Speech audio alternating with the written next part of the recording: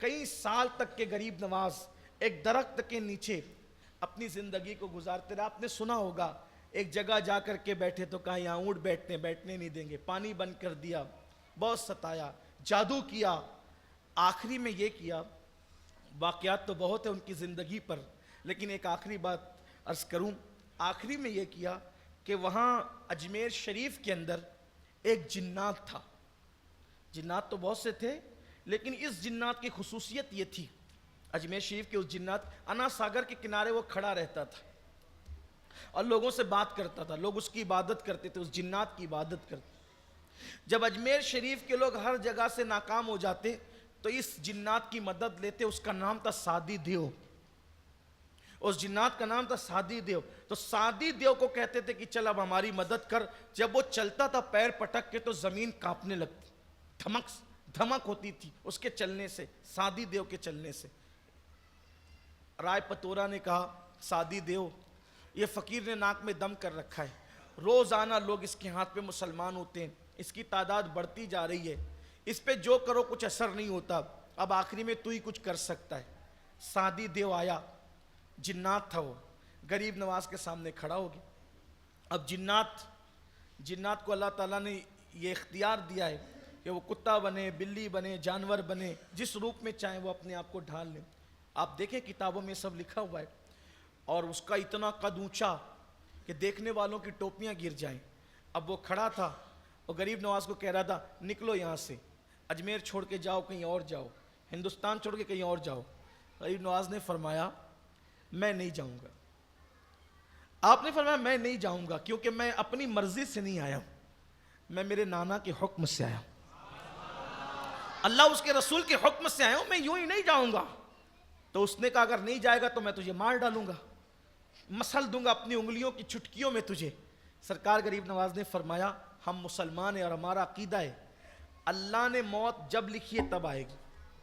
اگر اللہ نے موت ابھی لکھی ہے تو تیرے مسلنے سے میں مر جاؤں گا اور کوئی بات نہیں, اور اگر میرے اللہ نے میری موت نہیں لکھی ہے تو تیرے جیسے کروڑوں بھی جمع ہو جائیں تو بھی میرا کچھ نہیں کر سکتے. یہ مسلمان کا عقیدہ ضروری ہے. تو سرکار غریب نواز نے سادی دیو سے کہا تو مجھے مار نہیں سکتا اگر میرا اللہ نہ چاہے تو, اگر تو مجھے مارنا چاہے گا تو, اور اللہ نہ چاہے تو نہیں مار سکتا, اور اللہ مارنا چاہے تو تیرے مارے بغیر بھی. اور آپ نے فرمایا وہ مجھ سے لڑ مت. سادی دیو سے کیا فرمایا, مجھ سے لڑ مت, میں تجھے دعوت دیتا ہوں کہ تو بھی مسلمان ہو جا. غریب نواز نے اس کو بھی اسلام کی دعوت دی, جنات کو, تو بھی مسلمان ہو جا. اگر تو مسلمان ہو جائے گا تو اللہ تیری مراد بھی پوری کر دے گا. اگر تو مسلمان ہو اللہ تیری مراد بھی پوری کر دے گا. اب اس کے پیچھے پبلک کھڑی تھی تماشا دیکھنے کے لیے کہ سادی دیو کیا کرتا ہے اس فقیر کے ساتھ. اب غریب نواز سے کہتے اللہ تیری مراد بھی پوری کرے گا. تو جو لوگوں کی مراد پوری کرنے کا ڈھونگ رچایا ہوا تھا, اب غریب نواز اس سے کہے کہ اللہ تیری مراد, تو اس کو شرم آئی. اس نے کہا میری کیا مراد ہو سکتی ہے. اس نے وہاں پر تھوڑی سی شیخی بگا, میری کیا مراد ہو سکتی ہے. فرمایا بتاؤں. اس نے کہا بتاؤ. تو فرمایا دن بھر یہاں کھڑا رہتا ہے نا ساگر کے کنارے, لوگ تجھے تیری عبادت کرتے ہیں, اور جب رات کو سب چلے جاتے ہیں تو تو چپکے سے جا کر کے وہ فلاں بت خانے میں جا کر نہیں بیٹھتا ہے, وہ سنگ مرمر کی ایک مورت تراشی ہوئی ہے, اس سے تجھے پیار ہو گیا ہے, اور تو اس کو کہتا ہے اس کے قدموں میں بیٹھ کے مجھ سے بات تو کر, مجھ سے بات تو کر, لیکن وہ تجھ سے بات نہیں کرتی. یہی تیری مراد ہے نا کہ وہ تجھ سے بات کرے, انشاءاللہ یہ تیری مراد بھی پوری ہو جائے. اب وہ حیران رہ گیا کہ یہ معاملہ تو صرف میرے اکیلے کا ہے, لیکن یہ فقیر کو کیسے پتا کہ یہ میری مراد ہے, اور اتنی بڑی بات کر رہے ہیں کہ تیری مراد بھی پوری ہو جائے گی. تو مرتا کیا نہ کرتا. اب چھوڑ دیا سب کی فکر, کیونکہ اس کی مراد دل کی پوری ہونی تھی. اس نے پڑھ لیا کلمہ لا الہ الا اللہ محمد رسول. اور کلمہ پڑھا تو کہا چلیے نا, چلیے میری اس سے بات کرا دیجئے. فرمایا جا, میرے آنے کی ضرورت نہیں, جا اور اس کا ہاتھ پکڑ کے کہنا چل تجھے معین الدین بلاتے ہیں. اس کا ہاتھ پکڑ کے نا چل تجھے معین الدین بلاتے ہیں. وہ گیا اور اس نے کہا چل تجھے معین الدین بلاتے ہیں. وہ حقیقت میں چلنا شروع کر دیتی ہے.